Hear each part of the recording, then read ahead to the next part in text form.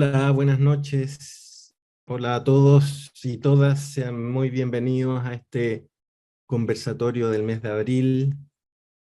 Mi nombre es Mauricio Cuevas, yo soy psicólogo del instituto y docente y estoy muy contento de esta instancia que estamos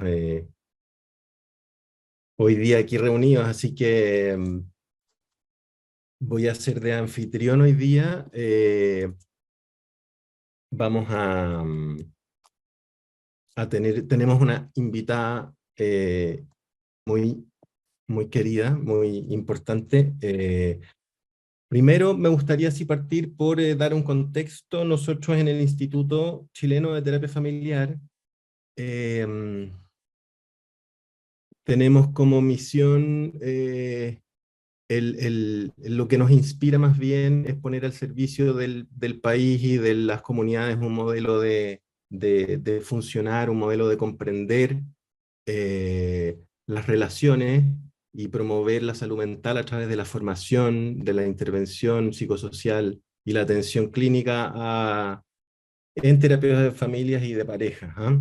Y también lo que nos mueve tiene que ver con la diversidad, con el respeto, con el compromiso, la colaboración, ser un referente para los colegas y también para las instituciones y un aporte al país para poder eh, seguir colaborando, contribuyendo, como decía, a la salud mental del instituto. Y estamos contentos porque este año cumplimos 40 años en este tema de la formación y la capacitación de colegas clínicos que se dedican a estos temas.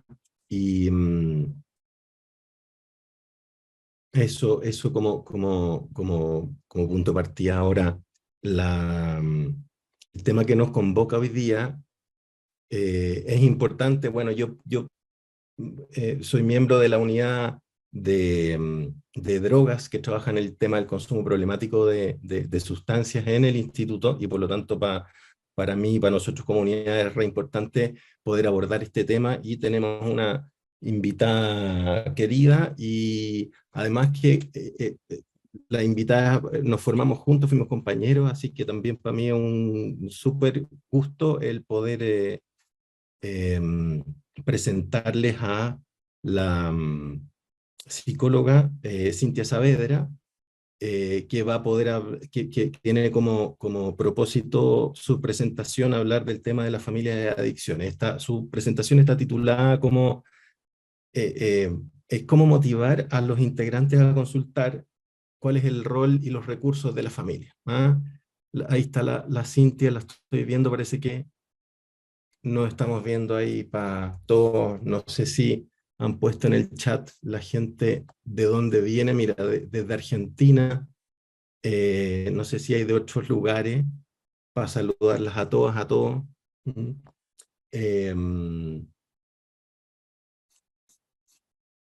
Me gustaría, sí, dar algunos datos de la Cintia para que la conozcan antes de escucharla. Ella es psicóloga clínica, de la Universidad de Santiago de Chile, y como decía, hizo el postítulo en terapia familiar y de pareja, es supervisora clínica también formada en el mismo instituto y también es coordinadora clínica del programa de tratamiento de adicciones en el grupo Mentaliza, ¿ah? Donde también es de los miembros fundadores, digamos, de la institución.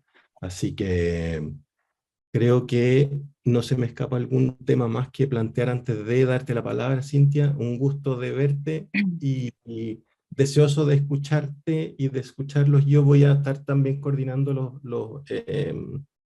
el chat con las preguntas, así que bueno, bienvenida y somos todos oídos para tu Bien, gracias. presentación. Mm.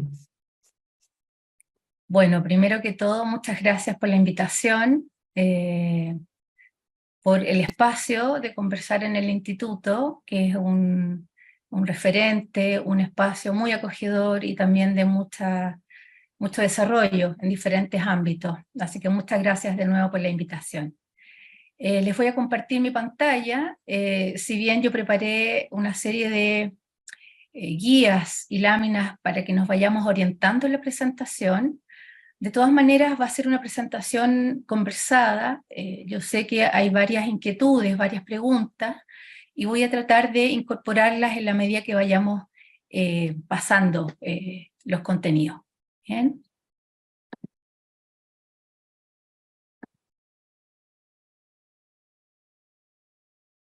Perfecto.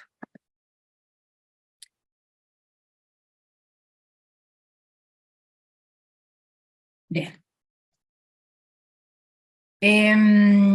A ver, ¿por qué conversando entre todos salió como tema relevante el poder compartir con ustedes temas de adicciones?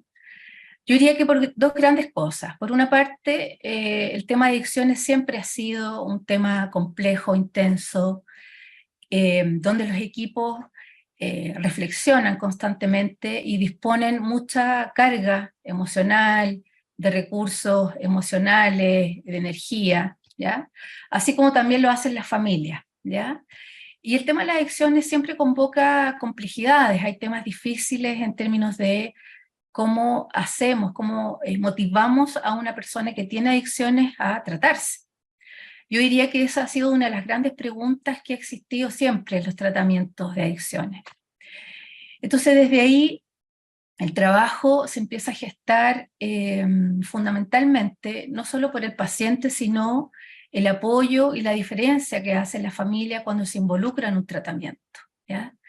Desde ahí aparecen una serie de descripciones de qué rol cumple la familia y por supuesto qué herramientas y qué recursos tiene la familia para lograr que el tratamiento se lleve a cabo y finalmente asegurar y acompañar a la persona que tiene la adicción. ¿Bien? Entonces vamos a ir como introduciendo ciertos temas que a lo mejor son muy introductorios, pero que nos permite contextualizar, ¿ya? Nosotros sabemos, hoy día como el equipo que trabajamos y todos los que nos relacionamos con el tratamiento, que las adicciones hace un tiempo a esta parte están descritas como un proceso que afecta circuitos cerebrales, ¿ya?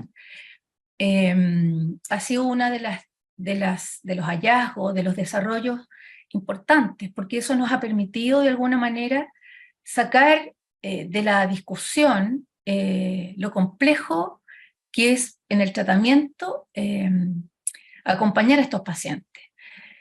Se ha ido incorporando la visión de cuidado y se ha ido incorporando también que la adicción no es un antojo, no es una falta de motivación, sino que es finalmente una enfermedad, ¿ya? Caracterizada por la dificultad que tienen las personas de modular o lograr, ¿cierto?, satisfacciones que no sea con sustancias o conductas que potencien artificialmente la gratificación. Entonces afecta mucho la motivación, algunas funciones cognitivas importantes, pierden cierta funcionalidad en la inhibición de impulso, y por ende los comportamientos que tienen son en ocasiones más disruptivos, dolorosos también, con mucho sufrimiento para ellos y para la familia. Y algunas personas tienen mayor vulnerabilidad de desarrollar una adicción, ¿ya? De acuerdo a diferentes factores, que no vamos a profundizar hoy día, pero más o menos los conocemos. Hay factores genéticos, de la edad, del consumo, qué drogas consumen, y también otras influencias ambientales y sociales como lo son las familias, ¿ya? Ahora bien, una de las grandes preguntas que nos hacemos los equipos y que también hacen la familia es ¿cómo yo sé que la persona con la que yo tengo una relación familiar o un vínculo cercano tiene una adicción? Y ahí yo creo que hay que clarificar, porque en ocasiones los equipos, si bien tratan, hay varias conductas que parecen muy disruptivas en un momento, pero es que después con el tiempo empiezan a generar cierta estabilidad y nos obliga a replantearnos también ciertos diagnósticos. Pero sin embargo, hay ciertos criterios que hoy día hay un consenso que nos permiten comunicarnos y permiten también dirigir los esfuerzos en los tratamientos. Por una parte, entendemos que hay una necesidad bastante intensa y compulsiva de repetir conductas y de ciertos consumos. Y cuando digo compulsivo, hablo que hay una constante búsqueda, ¿cierto? Hay una dificultad para detenerse y hay una pérdida de control en el consumo, ¿ya? Tanto a nivel de consumo de sustancias o conductas que son repetitivas y que también son como adicciones conductuales, ¿ya? Por otra parte, experimentar las consecuencias del consumo no son suficientemente relevantes para la persona que tiene una adicción, ya sea a nivel personal o familiar, etcétera, cualquier consecuencia que pueda existir. Y cuando uno se da cuenta y los pacientes se dan cuenta y la familia que hay un daño, esa consecuencia no es suficiente para corregir la trayectoria de la conducta, ¿ya? Y a pesar del malestar, a pesar del impacto en las diferentes áreas, esta conducta persiste, ¿ya? Esto tiene una explicación. Tiene la explicación de que hay ciertas áreas emocionales y de conexión emocional que se inhiben, ¿cierto? Porque el consumo apaga ciertas áreas que nos permiten tener una conducta más social. Hay una conexión social o una cognición social que se ve deteriorada en algún sentido. Y por eso muchas veces las familias reconocen cierta indolencia en las personas. Pero eso tiene una explicación a nivel cognitivo y que nos permite también mirar la adicción desde otro lugar, no solo desde un punto de vista egocéntrico, muchas veces eh, para algunas personas de conductas más psicopáticas, por ejemplo, porque ven cierta indiferencia. Entonces, esto es importante para poder determinar cómo la persona se va a ir comportando en el tiempo. ¿Qué otros elementos importantes? De alguna manera, cuando hay un consumo se va desarrollando una tolerancia, que es lo que entendemos como aquella capacidad, ¿cierto?, de adaptarse o neuroadaptarse frente a una sustancia o frente a una conducta, a tal punto que la persona necesita aumentar el nivel de consumo o aumentar la frecuencia de juego, por ejemplo, de conducta adictiva, para poder generar la misma satisfacción, ¿ya? Es posible también que la identidad se afecte. La identidad, que es un proceso que ocurre a lo largo de la vida, fundamentalmente se va consolidando en ciertas etapas, ¿ya? Como parte de un continuo, ¿ya?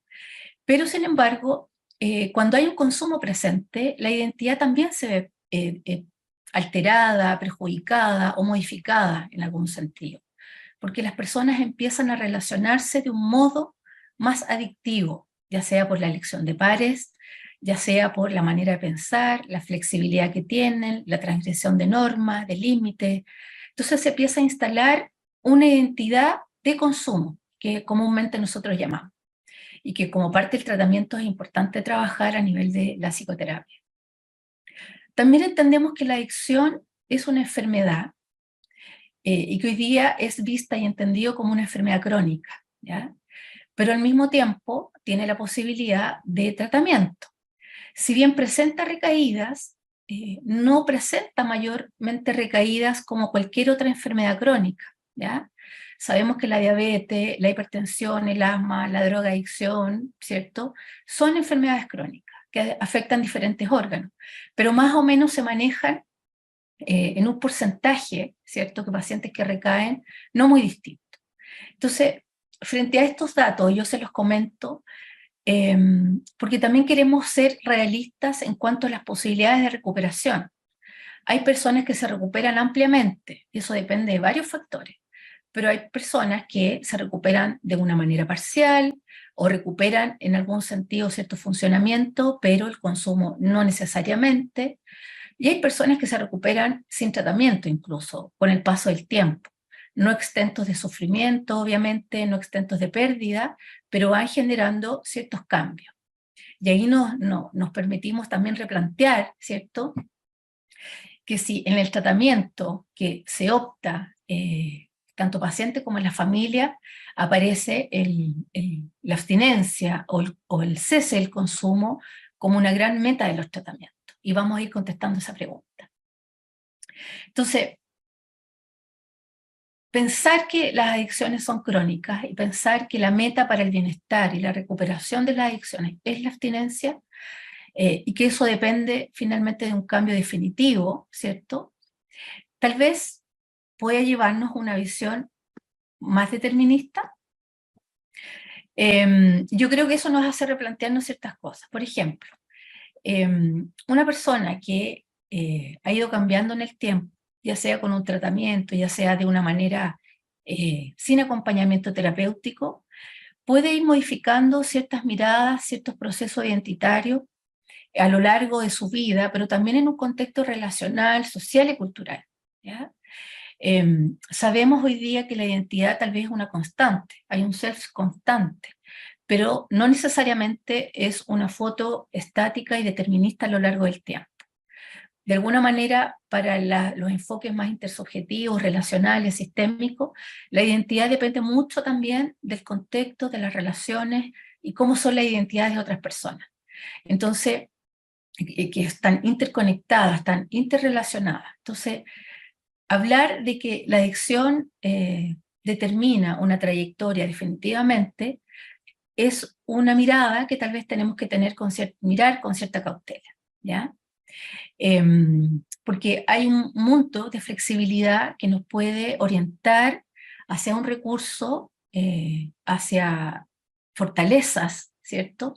Que nos permitan dar cuenta de un tratamiento mucho más cercano, desde el acompañamiento y también desde un tratamiento mucho más esperanzador, ¿ya? ¿Y por qué digo esto? Porque yo creo que originalmente nosotros, como parte de los tratamientos que conocemos, hemos ido variando, ¿cierto? En la manera que nos aproximamos a las personas con adicciones. Hemos pasado por tratamientos a lo mejor muy radicales, con un fuerte enfoque en la confrontación, y también tratamientos que están muy orientados a lo conductual, a un cambio conductual, ¿ya? Pero los enfoques mucho más recientes, posmodernos, más dialogantes, nos han permitido mirar, ¿cierto?, a la persona como en su completud, ¿ya? Y no solo mirar la conducta adictiva. Y eso nos ha permitido plantear un modelo mucho más flexible, que también vamos a explayarnos un poquito más. Ahora, ¿qué tipo de adicciones conocemos y tratamos? Los TUS, que son adicciones a sustancias diversas, ¿ya? Las que comúnmente conocemos. En nuestro país, la marihuana, ¿cierto?, es una de las drogas más preferidas por los adolescentes.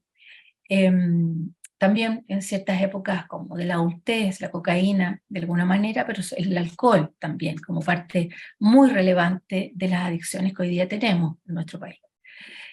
Adicciones conductuales son aquellas que tienen que ver con el juego, con la compulsión del juego o ludopatía, que últimamente se ha visto un aumento bastante claro, sobre todo post pandemia, y sobre todo por las tecnologías, las redes sociales, donde los jóvenes fundamentalmente han empezado desde un lugar más temprano a experimentar y a explorar conductas de juego.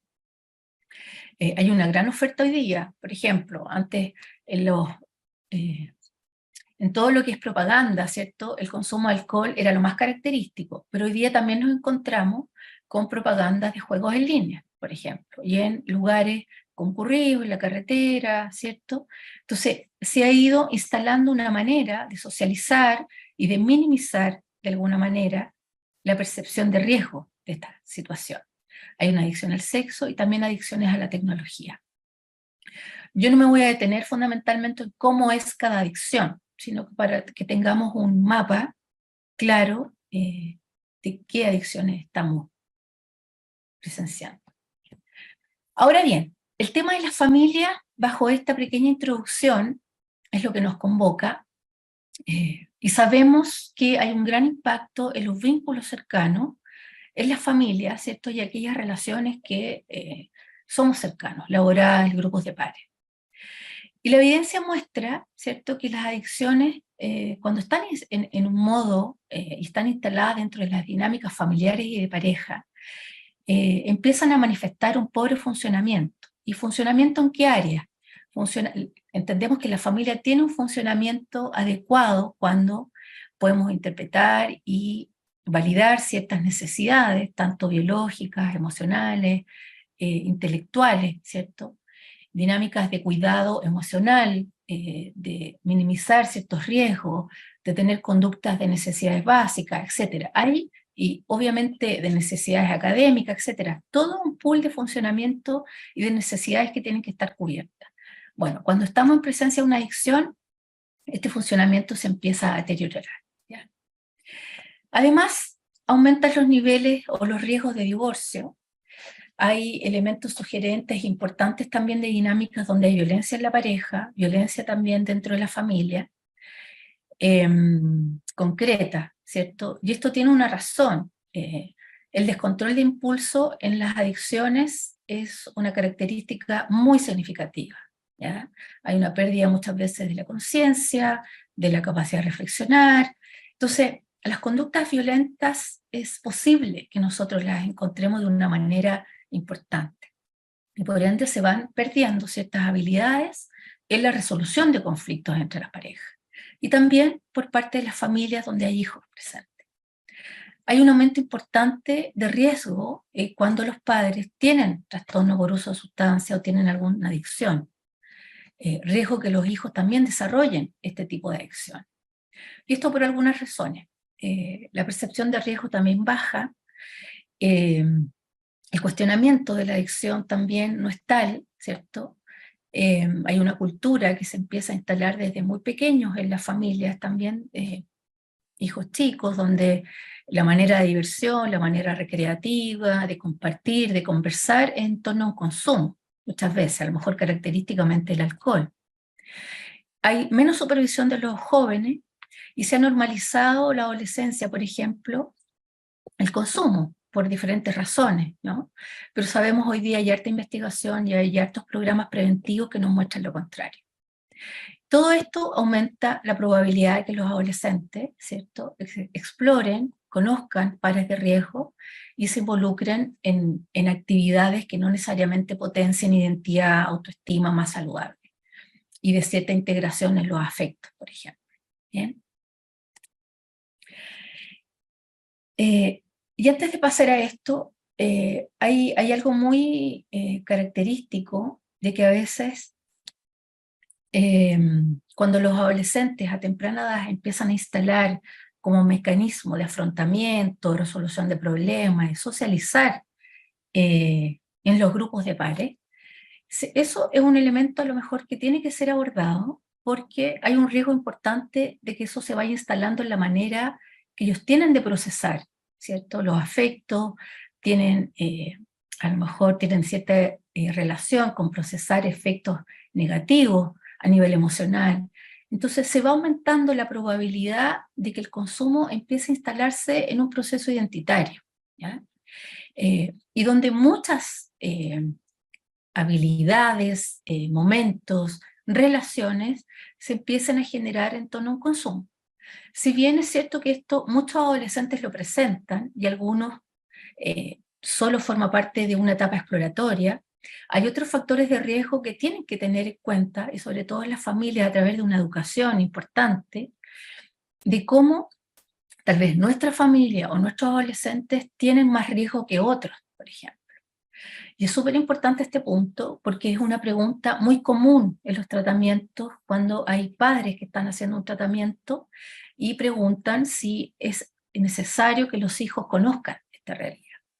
Y justamente este es el punto de cómo incorporar esta información de manera preventiva, ¿cierto? Y realista, y de poder cuidar, ¿sí?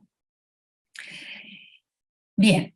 ¿Qué estilos relacionales encontramos en las familias con un miembro que tiene adicción? Esto yo lo construí en base a la teoría, ¿cierto? Que encontramos todos los terapeutas de familia, pero también a ciertas experiencias que hemos ido viviendo a través del acompañamiento de familia por largos años. Y aquí vuelvo a repetir, si uno ve la historia en aquellas familias que consultan por un miembro que tiene adicción, el consumo está instalado de las generaciones anteriores, ¿ya? Segunda, tercera generación que antecede, ¿ya? Desde maneras de socializar, de manera de transitar ciertos afectos, como ya les explicaba. Entonces se va heredando una visión más normal y menos crítica al respecto. Hay familias que empiezan o no cuestionan necesariamente consumos tempranos, por ejemplo en la niñez. Antiguamente, culturalmente era parte de la idiosincrasia aprender o que los chicos aprendieran a tomar, ¿ya?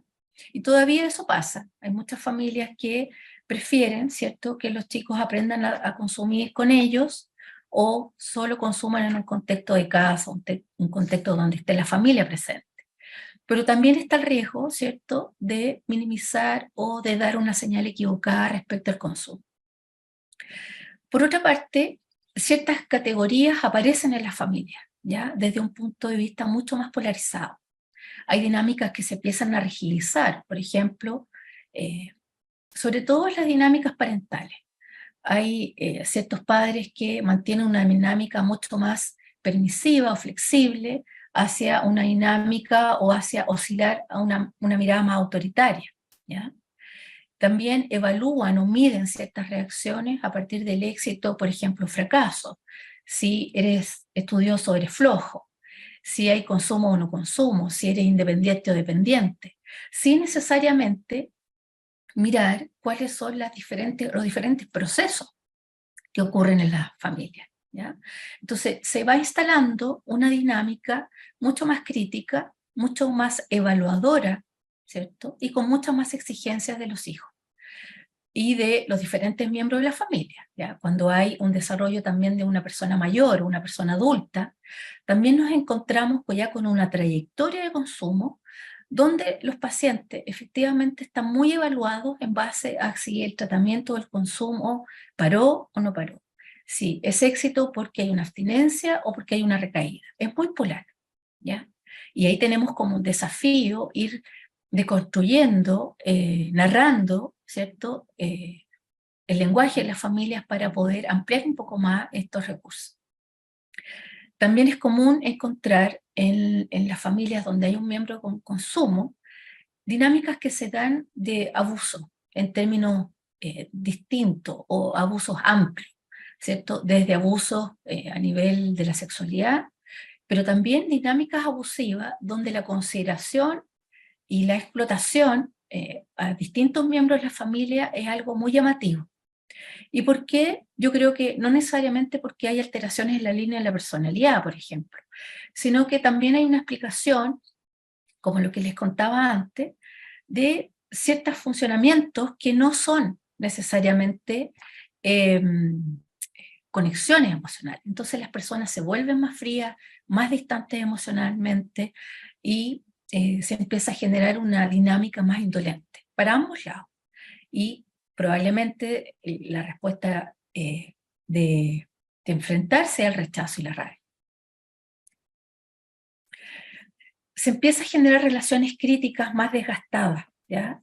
Donde hay mucho cansancio por medio, porque cuando ya estamos frente a una adicción, ha habido un camino recorrido, ¿ya? No necesariamente estamos previniendo o estamos atajando un consumo problemático, o un uso problemático, o un uso con conductas de riesgo, sino que ya estamos presencia de una trayectoria que se ha configurado en una adicción. Entonces, las familias no están en condiciones muchas veces de ser tolerantes, o no están en condiciones de abrir la mirada a que están frente a una enfermedad crónica, ¿ya? Sino que se instala una etiqueta, se instala una categoría importante de las personas que no nos permiten ver recursos o miradas mucho más holgadas en esto, sino de nuevo la mirada polar. Hay estilos también que para los terapeutas o los que intervenimos en las dinámicas familiares, tenemos que empezar como a reconocer y a intervenir en esos puntos, digamos. Uno es la pauta adictiva. Nosotros sabemos como sistémicos, ¿cierto?, que todas las relaciones se desarrollan en torno a una pauta relacional, ¿ya? ¿Qué quiero decir con esto? Que son conductas, pensamientos y afectos que son repetitivos en el tiempo y empiezan a generar patrones y que mantienen ciertas conductas.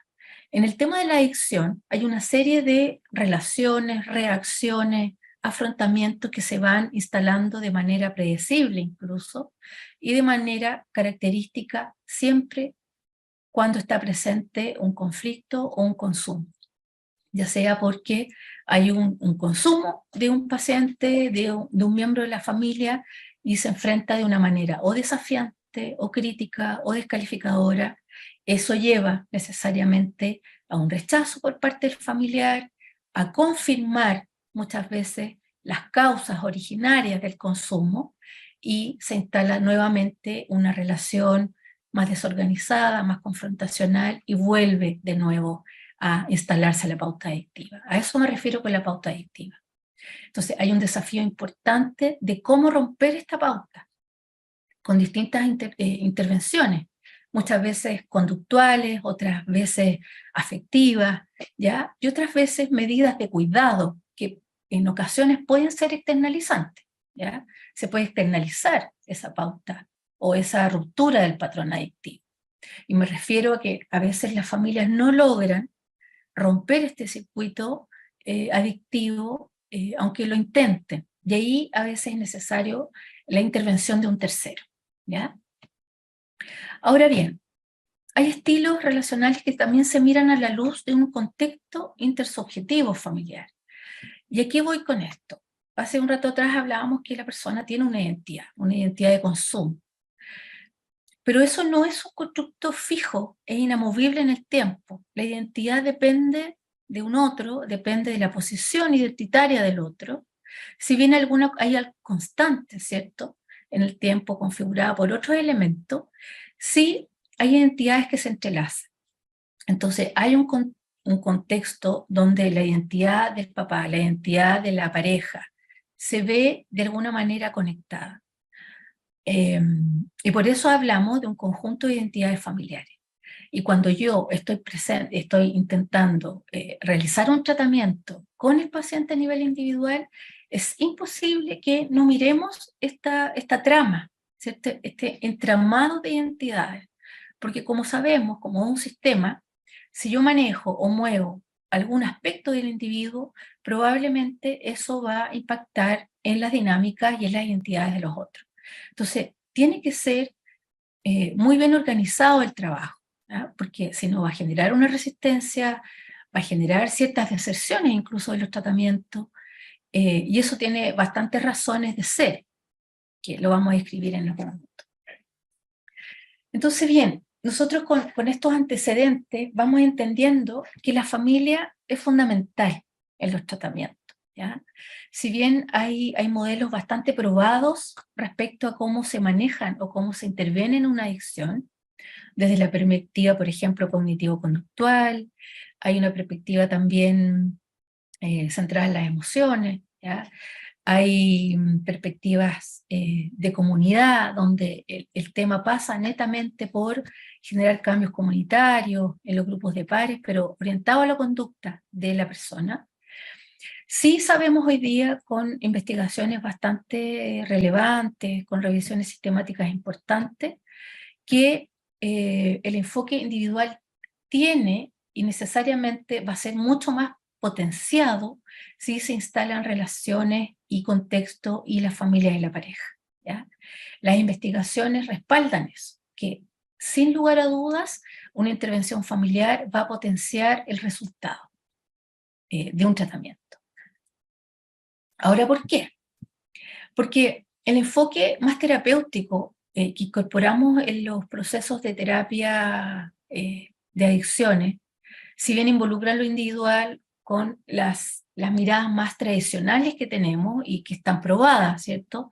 Los tratamientos cognitivos conductuales y las terapias de grupo son intervenciones bastante probadas que dan cuenta de lo eficiente que son para generar un cambio, ¿ya? En la motivación, por ejemplo, en la elección de entrar a un tratamiento y sobre todo también de mantener en un mediano o largo plazo los resultados de este tratamiento. Pero también pone énfasis y acento que esto es un continuo y es un proceso, ¿ya? Y hay que tener ahí a lo mejor cierta mirada para incorporar que muchas veces los procesos de tratamiento o los tratamientos en general de adicciones ponemos mucho énfasis o se pone mucho énfasis en lograr como meta la abstinencia, ¿ya?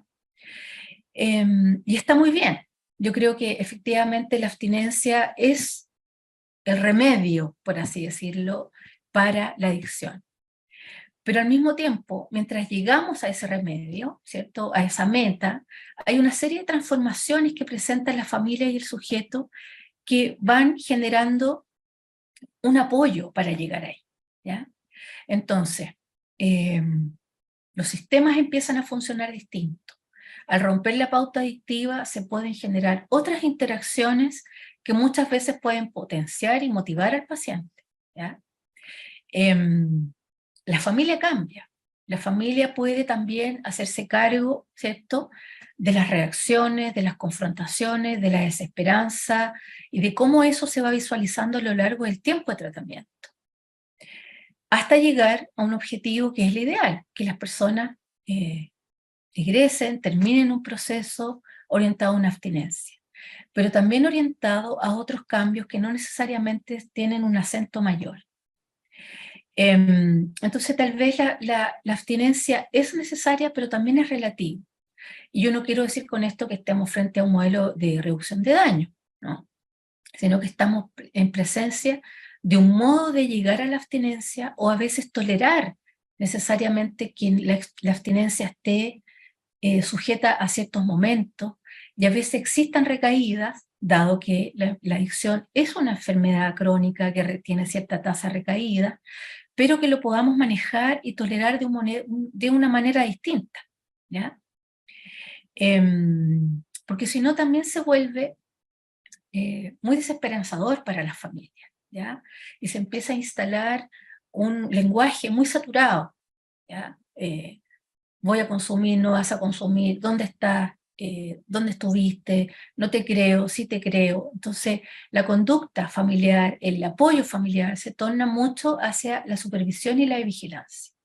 Entonces, tratamos de resolver eso de diferentes maneras en un tratamiento, y a veces las medidas conductuales nos sirven. Los test de orina,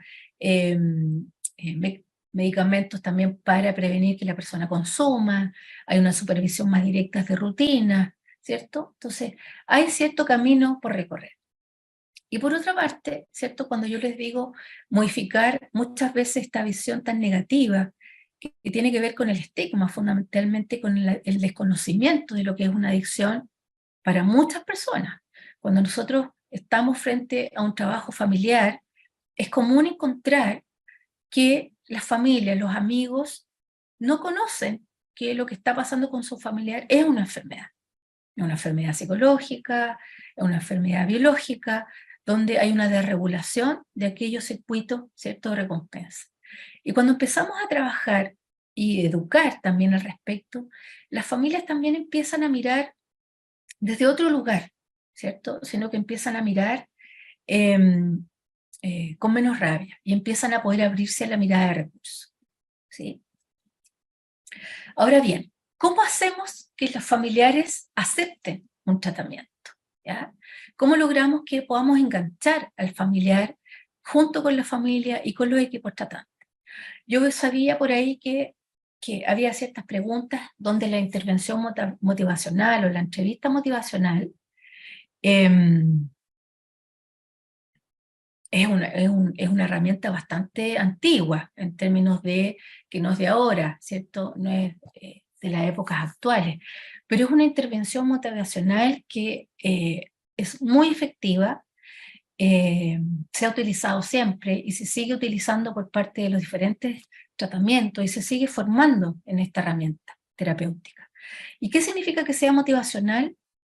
Que básicamente se va motivando al paciente no desde la confrontación. Hay tratamientos que, por lo provocador que resulta un paciente con adicción o una familia que trae al familiar y que ellos también buscan tratamiento, generan a veces ciertas resonancias en los equipos de tratamiento que en ocasiones pueden llevar ciertas confrontaciones, ¿ya? O también la familia se mantiene en una confrontación. Entonces es muy importante cambiar la confrontación por una posición dialogante, ¿ya? ¿Y a qué me refiero con dialogar? Se da un modelo muy jerárquico muchas veces en las adicciones con las familias, porque las personas que tienen adicción tienden a estar muy devaluados en un contexto, ¿ya? Están en una posición más desventajosa. Entonces, Para poder hacer tratamiento, no podemos invitarlo a tratarse desde un punto de vista forzoso. De hecho, el tratamiento de adicciones es por cuenta propia, tiene que haber una motivación, es voluntario. Pero ¿cómo llegamos a eso? A través del diálogo. ¿Qué es lo que yo dialogo en una entrevista motivacional? Efectivamente, ¿cómo lo haría? ¿Cuál es su visión de la problemática que tiene? ¿Por qué los otros miembros de la familia piensan distinto? ¿Qué habrán visto ellos respecto a su consumo que es problemático? Y trasladar, ¿cierto?, la visión de sanción, ¿cierto?, y de reprimienda hacia la persona que tiene adicción, hacia el cuidado y el apoyo. Y eso genera un cambio en el clima emocional bastante claro, ¿ya? Cuando podemos subir a un nivel lógico distinto, sin quedarnos en la conducta necesariamente, sino que llevarlo a un afecto o a la posición en que cada uno se siente en ese minuto. Otra estrategia importante es mostrar cómo las conductas de riesgo, cómo las pérdidas, cómo los costos que ha tenido el paciente impactan en ellos, pero con hechos concretos. Y aquí es súper importante discriminar qué es lo que es un hecho de un juicio de valor, porque frente a una intervención, por ejemplo, podemos entrar fácilmente en un juicio de valor, es decir, tú consumes porque eres indiferente, eres un egocéntrico, eres un manipulador, una manipuladora, no te importa nadie, esos son juicios de valor, y que lo escuchamos y es parte de lo que sucede. Pero cuando logramos llevar los hechos y de alguna manera conductas claras, dónde, cómo y a qué hora, esto pasó y cómo eso nos afecta o cómo eso me llega a mí a nivel emocional, eso no tiene cuestionamiento. El impacto que genera un papá, ¿cierto?, una mamá que está bajo el consumo del alcohol, de uno de los hijos, y que el hijo le puede decir cómo se siente, miedo, frustración, vergüenza, rechazo, eso no tiene cuestionamiento. Y nos salimos de la dinámica del juicio, ¿ya? Y al mismo tiempo mostrar concretamente los daños que él ha vivido en distintos ámbitos y sin necesariamente provocar en ese minuto una reacción. Hay muchos procesos reflexivos que se van dando en el tiempo, ¿ya? Pero lo que nos permite esto es disminuir la hostilidad y la crítica, porque la verdad es que nadie entiende y escucha cuando está constantemente agredido o cuando está constantemente criticado, ¿cierto? Uno no aprende tampoco en esos escenarios. Entonces, dialogar es uno de los primeros objetivos dentro de la intervención motivacional y ir mostrándole con paciencia, obviamente, y muy cautelosamente y muy al ritmo de los pacientes, ¿cierto?, qué o cómo se ha manifestado la adicción en ellos y de qué manera también ellos pueden darse cuenta o qué les hace sentido, más que decir tú tienes una adicción, ¿ya?, que es algo categórico y que muchas veces genera ponerse a la defensiva. Ahora bien, cuando estamos frente a entrevistas motivacionales, pero no necesariamente nos resultan, ¿cierto?, porque hay riesgos asociados, porque ya han pasado otros tratamientos y no han dado resultados. Se acompaña mucho a la familia a buscar consecuencias alternativas. ¿Y qué quiero decir con esto? A veces la familia es la que tiene que tomar decisiones, empujar ciertas decisiones, tomar alternativas que no necesariamente son agradables. Esto pasa mucho con los adolescentes, ¿cierto? Los adolescentes no tienen decisión porque todavía dependen, ¿cierto?, de sus tutores, de los padres, y son los padres los que toman la decisión de, ya sea internación, ya sea de llevarlos a tratamiento, pero ahí evidentemente es mucho más el desgaste que ocurre, porque tiene que haber fuerza de la familia, y ahí hay un movimiento importante terapéutico. La familia tiene que estar acompañada para llevar a cabo estas consecuencias alternativas. Y no estoy hablando necesariamente de, como a veces uno escucha, expulsarlos de la casa, echarlos de la casa, no vivir más con ellos. A veces es necesario, porque por ejemplo la familia está en riesgo, hay violencia, y es necesario que la persona salga de la casa, ¿ya?, como una manera de proteger. Pero también, ¿cierto?, hay ciertas consecuencias que la familia tiene que empujar. Por ejemplo, perder ciertos privilegios, ¿ya? desde privilegios, desde conducir, ¿cierto?, un auto que no es tuyo, desde tener mucho acceso a diferentes cosas, de tener muchos permisos, de consumir en la casa, de invitar o salir a las horas que se quiera. Entonces, ahí nosotros estamos provocando un cambio en el patrón adictivo, porque la familia, junto a la adicción, lo que ha hecho es que los significativos pierdan cierto poder, pierdan la claridad y no necesariamente piensen desde un sentido común o con criterio de realidad. Muchas veces la familia va normalizando estas conductas. Entonces, indagar cuáles serían las consecuencias o cuáles serían las maneras como más alternativas de poder provocar un tratamiento es algo que se tiene que acompañar. Y donde en el fondo la alianza es múltiple, tanto con el paciente como con la familia, ¿ya? Entonces, la familia empieza a reaccionar, se empieza a dar cuenta que la adicción ha ocupado parte, o el consumo ha ocupado parte de una dinámica permanente, ¿ya? Y que muchas veces también la adicción ha llegado para instalarse como una forma de comunicar otros elementos relacionales, ya sea negligencia, ya sea agresividad, mala manera de resolver conflictos, abandono, sobreinvolucramiento por parte de los padres, y cuando está la adicción a veces una manera de emancipación, pero no necesariamente la más adecuada. Entonces hay una descripción relacional que es importante hacerla con la familia para ir motivando a los pacientes. ¿Y por qué digo motivando? Porque si nos centramos solamente en que la persona tiene que tratarse y la familia no, ahí nos encontramos en esta lógica más individualista de que la familia va a terapia para hacerle terapia a él, ¿ya? Y es una especie de terapia individual en presencia de la familia. Y eso no necesariamente resulta. Hay un espacio individual que es necesario de hacer con el paciente, pero la familia también es paciente. También hay un sistema consultante que sufre, ¿ya? Y que no sabe cómo hacerlo.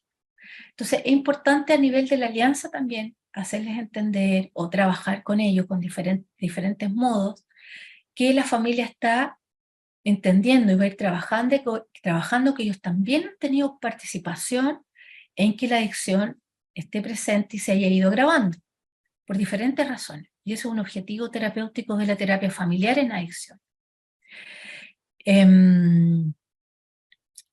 Con el tiempo, también el paciente se va estigmatizando y se va rotulando, como ya lo explicamos. Entonces, la familia empieza a tener un rol muy hiperalerta, muy activo, muy controlador, muy crítico, y donde el paciente va perdiendo ciertas habilidades y cierta capacidad de tener autonomía. Se da una autoestigmatización también. Yo tengo una adicción, soy penca, no pude, soy frágil, fallé, no me gusta, quiero mantenerlo en secreto porque siento vergüenza, ¿ya? Entonces, de alguna manera, al ir trabajando con la familia, estos lenguajes alternativos, narrativas alternativas, se dan otras posibilidades y uno empieza a instalar otra comprensión de la situación, ¿cierto? No con esta mirada de estigma. Y las personas empiezan a mirarse desde un lugar más del recurso, ¿ya? Las familias también empiezan a ver cómo estos hechos, también este cambio de dinámica, este cambio de pauta, les permite también mirar que hay otros elementos que sí están presentes y que son los recursos que tienen para poder acompañar a la persona que tiene adicción. Entonces, la familia empieza a mirar tal vez que una manera más dialogante de conversar es mucho mejor que una manera hostil de conversar, porque hay vuelta a la dinámica adictiva, ¿ya? Hay harto también de trabajar con la familia cuando la adicción se mantiene en secreto.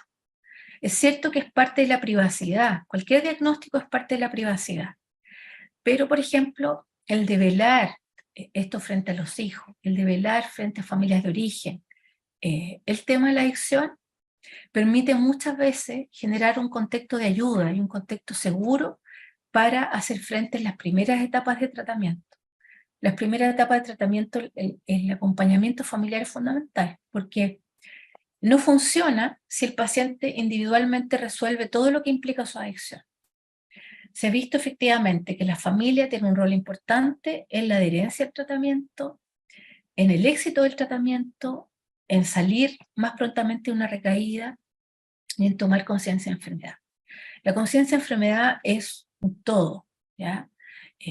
Tanto la familia como el paciente debiera desarrollar una conciencia de enfermedad, ¿ya? Porque las enfermedades que son más crónicas se olvidan en el tiempo, ¿ya? Y se adaptan ciertas características, ciertos patrones que a veces se pasan por ahí, ¿ya? Como un consumo más adelante, después de 5 o 10 años, y que a lo mejor, ¿por qué no?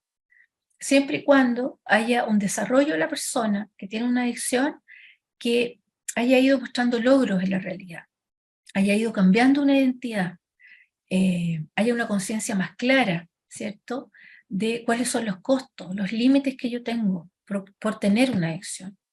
Y hay pacientes que lo manejan y otros pacientes que no lo pueden manejar. Hay familias que han podido acompañar a la persona que tiene adicción y hay otras familias que se han roto porque está la adicción. Entonces, el acompañamiento, ¿cierto?, es muy particular e individual y característico de cada familia. Por otra parte, y ya estoy terminando, hay que ajustar los tratamientos a los pacientes, no el paciente al tratamiento, ¿ya? En los tratamientos de adicciones hay muchos tratamientos típicos, bien estandarizados. Hay etapas, hay una etapa inicial, una etapa intensiva, la etapa de reinserción, etc. Pero las etapas también nos quitan un poco la mirada de proceso, ¿ya? Porque los procesos son muy particulares y a tiempos distintos. Entonces, nosotros nos hace sentido que la mirada gradual de la conciencia, la mirada gradual de la motivación y de cómo necesariamente el hecho de estar en una intervención motivacional o estar en una intervención que vayamos conversando de que se trata un tratamiento, de qué es lo que es una adicción, una conversación, ¿cierto?, que le permita a la familia instalar el tema, ya es un inicio de tratamiento. Muchos pacientes no asisten a entrevistas como iniciales porque piensan que esa entrevista es igual al tratamiento. Nosotros con esta mirada pensamos que lo gradual es una posibilidad. Hay pacientes que ingresan, ¿cierto?, con una conciencia nula, por ejemplo, de consumo de marihuana, pero tienen conciencia de cocaína y alcohol. ¿Por qué de estas dos sustancias? Porque generalmente son muy disruptivas, ¿ya? Tienen costos muy altos sociales, ¿cierto? Hay riesgos asociados. Y la marihuana, ¿cierto?, es una conducta para ellos más natural, que no provoca cambios muy drásticos, que no se nota, pero podemos partir así, ¿cierto? Ok, están las otras drogas, pero veamos qué pasa más adelante, en la medida que nosotros vamos trabajando conciencia de cómo este consumo afecta en las diferentes áreas, ¿ya? Y la persona va empoderando, va teniendo más autoagencia, desarrolla una capacidad de gobernar un poco más, de hacerse cargo de ciertos temas, ¿ya? Entonces es importante devolverle al paciente eso y no necesariamente que un tratamiento más autoritario, más paternalista o una familia más paternalista esté necesariamente controlando y fiscalizando y supervisando. Eso no significa que no exista cuidado o supervisión, ¿ya? No significa que el consumo es cuando quiera todo el mundo, sino que estamos supervisando que no exista riesgo de que avancemos, que estructuremos a la persona de una manera más equilibrada y más adecuada. Y por último, trabajar como es transversal en todos los procesos psicoterapéuticos y familiares, que la alianza es fundamental para empezar y plantearnos siquiera la idea de hacer un proceso terapéutico. Y ahí cuando digo efectivamente partir lento con entrevistas o intervenciones más motivacionales y decirle al paciente que no necesariamente esto conlleva una abstinencia definitiva, que estamos en otro momento, que no sabemos si va a ser abstinente o no, que el tratamiento no implica que tenga que cumplir 1 año y medio, 2 años. No, o sea, muchas veces la alianza se va condicionando a lo que puede dar el paciente en ese momento, ¿ya? Ahora bien, esto cambia cuando hay riesgo vital. La alianza también forma parte de algo que tenemos que mirar en ese contexto. Si hay un riesgo vital, hay un riesgo de conductas de riesgo, en adolescentes por supuesto, pero también en personas adultas, eh, trabajamos con ellos a nivel de alianza, cómo esto empieza a ocurrir y de qué manera esto también va mostrando la gravedad de la adicción y la preocupación genuina y la reciprocidad como parte de fortalecer esta alianza. Y por supuesto coincidir en lo que ellos esperan, lo que espera el tratamiento y que haya un consenso en esos objetivos y en esa expectativa, ¿cierto? Bien, en general y en términos de conclusiones, yo me quedo con tres grandes cosas. Para poder motivar a una persona a tratarse es fundamental el rol de la familia, y de una manera específica, que sea de una manera más dialogante, no desde un lugar de hostilidad, que sea una manera que ayude a generar conciencia e ir cuestionando con hechos concretos y con sentimientos concretos y necesidades concretas de cómo afecta la adicción, ¿cierto? Y además, cómo la familia puede sostener a lo largo del tiempo los cambios, ¿ya? Porque ellos también están incorporados en la dinámica de la adicción. Bien. Voy a dejar de compartir, Mauricio. Súper, sí. Mejor y así nos vemos. Ujú. Oye, muchas gracias por la presentación, me gustó lo clarito que fuiste explicando y el complemento con las láminas, así que yo creo que eso también facilitó seguirte en lo que estabas planteando, ¿ah? Igual. Eh,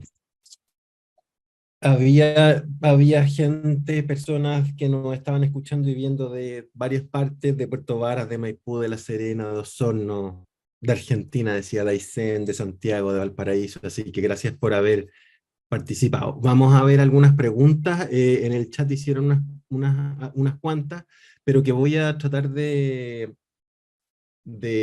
incluir con algunas que ya habían planteado Ujú, por otras vías, digamos, porque ujú. una que creo que, si bien lo mencionaste, pero a ver si podéis precisar, Ya.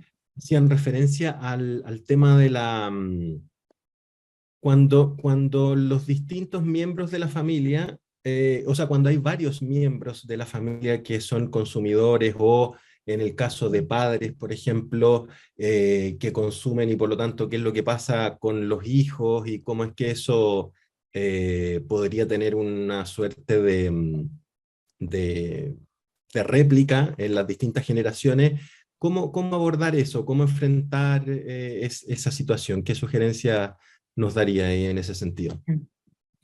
Mira, yo creo que es una pregunta importante porque no solo yo creo que se resuelve a nivel terapéutico, ¿ya? Cuando hay padres y familias donde hay diferentes miembros que consumen, hay padres donde hay consumo perjudicial de adicción, ahí estamos frente a una vulneración de derechos, por ejemplo, ¿cierto?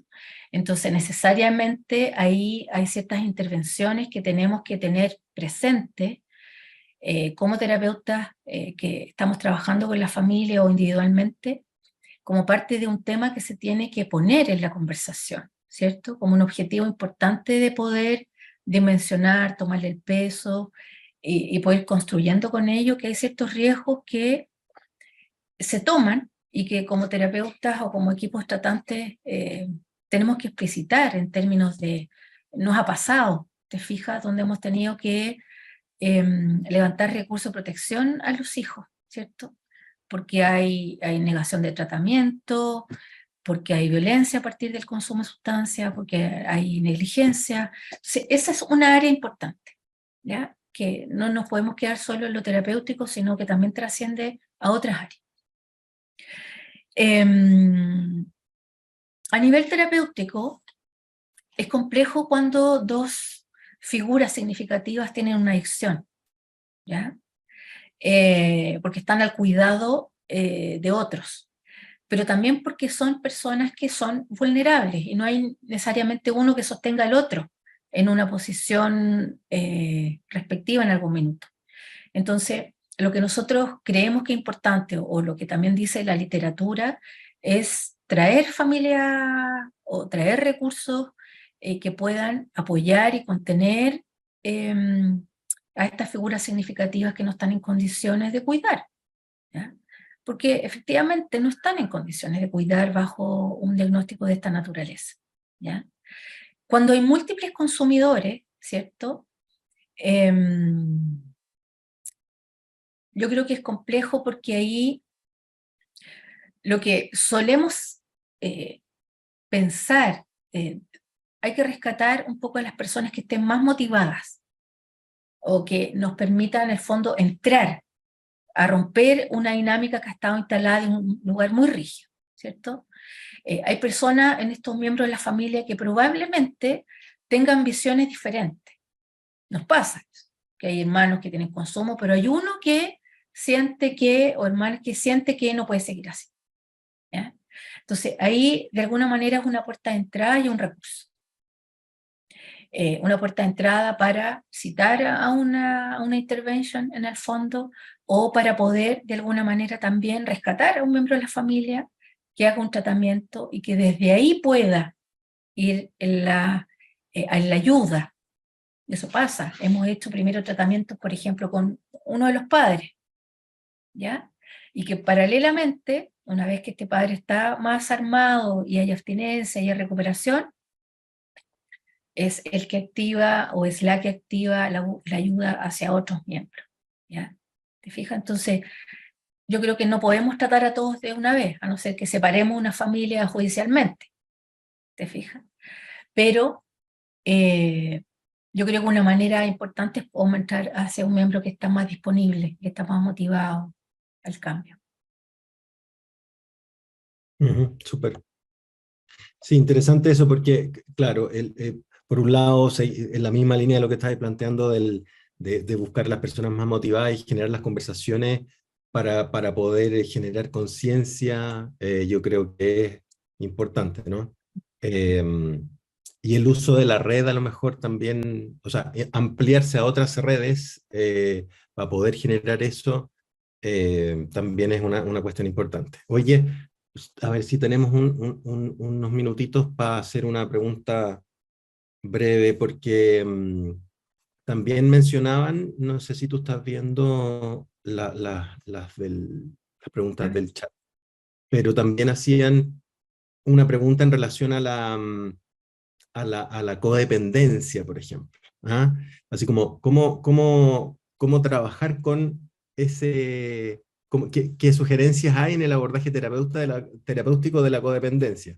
Toda vez que ahí hay todo un tema que se abre a propósito del nombre ya de la codependencia, pero a ver si te queréis explayar un poquito en eso. ¿Quieres que me arriesgue en eso que me pasa siempre en las presentaciones y donde algunos me conocen porque yo no soy muy afín a ese concepto, ¿ya?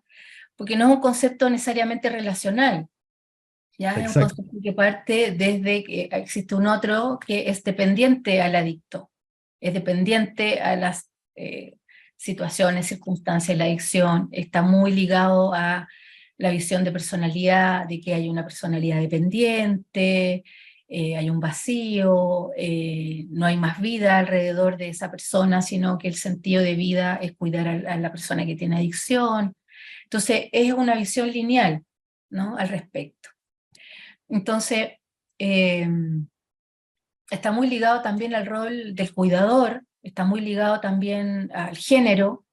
Te fijas como los codependientes o las codependientes son mayoritariamente cuidadoras mujeres. Entonces, se empieza a mirar el codependiente como parte de algo que tiene que cambiar para que cambie la adicción. También depende mucho del cambio que hace el codependiente para que la persona que tiene adicción cambie, ¿ya? Entonces, mi visión desde el punto de vista relacional, sistémico, eh, es otra cosa, digamos. Hay una serie de relaciones, intersubjetividades. Por ejemplo, si efectivamente hay un hijo, no importa la edad, pero que tiene consumo problemático, y desde el lugar de la madre o del padre o la figura significativa hay un cuidado súper activo de supervisar, de controlar, etc., en un enfoque tradicional podría ser codependiente porque está muy pendiente de este hijo, ¿ya?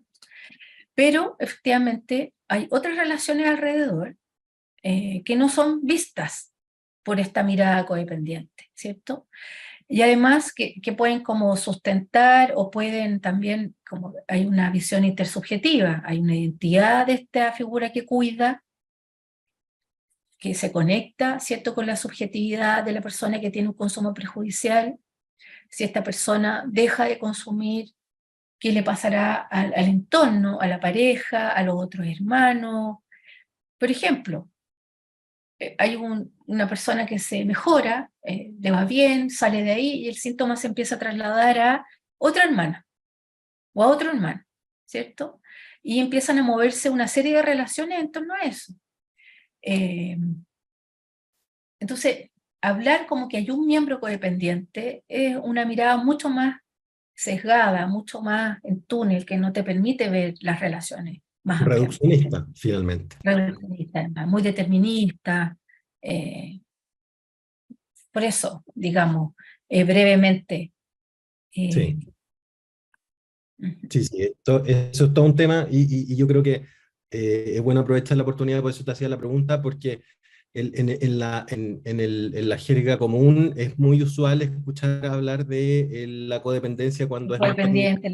Aparte, descriptivo, no no es un es conducto nada. teórico que se haya aprobado en estudios Exacto, hace a largo mucho tiempo que no plazo. que está en desuso, que no hay investigación al respecto, por lo tanto, también es algo bueno, desde nuestra mirada relacional, también invitamos a mirar más ampliamente que solo esto, que alguien está en función de un otro, así que eso. Así es. Oye, hay varias preguntas más, pero yo creo que estamos en el tiempo, Cintia. En el chat había varios comentarios de que la presentación había sido clara, que había sido interesante. Va a estar el archivo, se va a poder ver en el canal de YouTube. eh, Así que se puede repasar ahí directamente y te quería dar las gracias por la presentación, por la apuesta compleja que es hablar de estos temas, pero que creo que dejaste una buena aclaración de temas y una invitación a mirar esto de una manera más completa. Así que eh, me gustó mucho escucharte y Gracias. para ir terminando entonces me gustaría pasar el dato, sí, para dejar los invitados. Hubo más de 100 personas viendo la presentación, pero quería pasar el dato el siguiente conversatorio, ¿ah? Que va a ser en mayo, a fines de mayo, el 30, vamos a tener otro tema que también está súper interesante, muy importante, sobre todo, que lo va a hacer Christian Spuller, un psicólogo también, que va a hablar de adolescentes transgénero, y el título es Desafío y oportunidades en el trabajo clínico con la familia. Eso va a ser el 30 de mayo, así que los dejamos a todos invitados. Vamos a seguir pasando esa información por todas las redes. Así que les agradezco a todas, a todos los que estuvieron hoy día eh, escuchando y compartiendo las preguntas y comentarios. Y Cintia, de nuevo agradecerte por la presentación Gracias a ustedes y, también. y y nos Ha estaremos sido un viendo en otra gusto. oportunidad. Un abrazo a todos y que tengan buenas noches. Chao, chao. Buenas noches.